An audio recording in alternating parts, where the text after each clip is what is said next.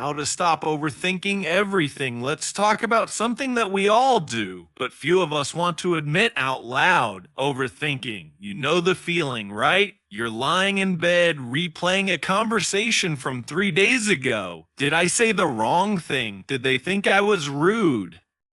What if I just ruined everything? Or maybe it's not a conversation at all. Maybe it's a decision you need to make, a simple one, or at least it should be. But your brain turns it into a mental marathon. You think about all the possible outcomes, then you think about the possible consequences of those outcomes, and then you overthink your overthinking, and suddenly you're paralyzed. Sound familiar? If so, you're not alone. Overthinking is something we all struggle with. But the good news is, you can learn how to stop, not overnight, not by snapping your fingers, but through awareness, practice, and a few powerful mindset shifts.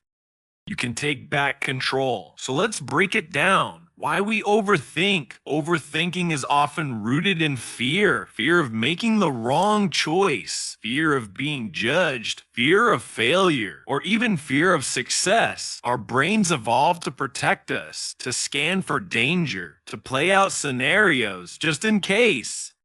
But in the modern world, that survival instinct gets hijacked, and instead of helping us, it holds us hostage. Here's a truth to sit with for a second. Overthinking doesn't protect you, it traps you, it drains your energy, it delays your decisions, and it steals your peace. You think you're being thorough or prepared, but really you're just exhausting yourself. And worst of all, most of what we worry about never actually happens. What overthinking looks like and feels like. Overthinking doesn't always look like pacing back and forth or spiraling into anxiety. Sometimes it's quiet.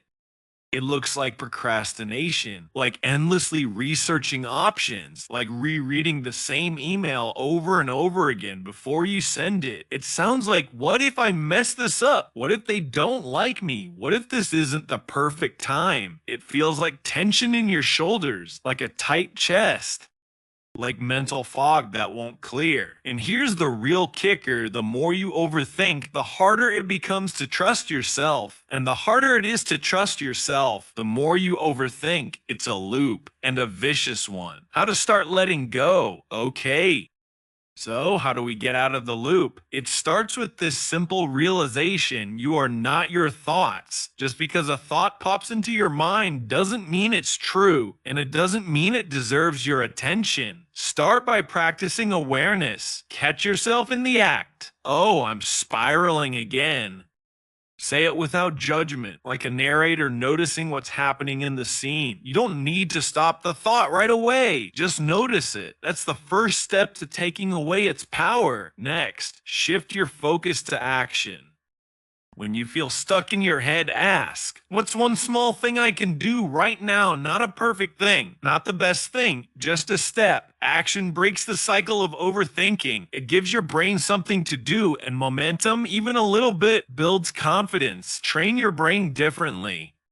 Your mind is like a muscle, and overthinking is a habit. So just like going to the gym, you can retrain it. Here are some powerful tools. Time limits for decisions. Give yourself a deadline. Say, I'll decide by 5 p.m. today, or I'll give myself 15 minutes to think that through.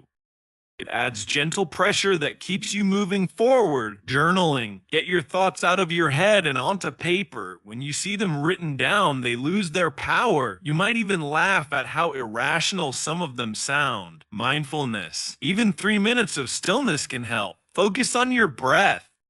Feel the weight of your body. Come back to the present, the now, not the past, not the what if. Self-compassion. Treat yourself like you'd treat a friend. You wouldn't call your friend stupid for being unsure. So why do it to yourself? Letting go of the need for certainty.